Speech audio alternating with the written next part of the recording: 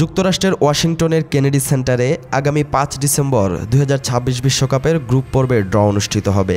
White house থেকে বিশ্বকাপ ফুটবলের ড্র অনুষ্ঠানের দিন তারিখ ঘোষণা করেন যুক্তরাষ্ট্রের প্রেসিডেন্ট ডোনাল্ড ট্রাম্প ও ফিফা সভাপতি জিয়ান্নি ইনফান্তিনো। এ সময় বিশ্বকাপের ট্রফি রেখে দেওয়ার কথা বলেন ডোনাল্ড ট্রাম্প।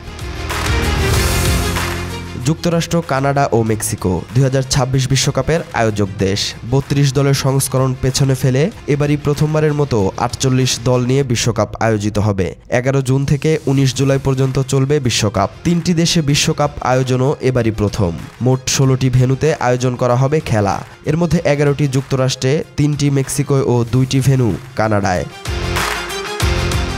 বিশ্বকাপ ড্রয়ের তারিখ ঘোষণার সময় ইনফান্তিনো জানান, ড্র বিশ্বজুড়ে সরাসরি সম্প্রচারিত হবে। অন্তত ১০০ কোটি মানুষ এটি সরাসরি দেখবেন বলে আশা ব্যক্ত করেন ফিফা সভাপতি। তার কথায় এবারে থাকছে ৪৮ দল। মোট ম্যাচ সংখ্যা ১০৪, মানে ১০৪টি সুপার বোলের সাক্ষী হবে ফুটবল ভক্তরা।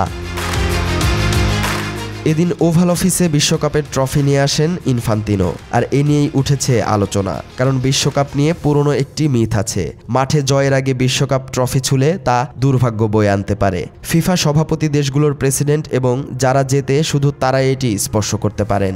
এ নিয়ে ফিফা প্রেসিডেন্ট বলেন, ট্রফিটা শুধু বিজয়ীদের জন্য। তিনি ট্রাম্পকে বিজয়ী মনে করেন বলে তারও বিশ্বকাপ ট্রফি ছুঁয়ে দেখার সুযোগ আছে।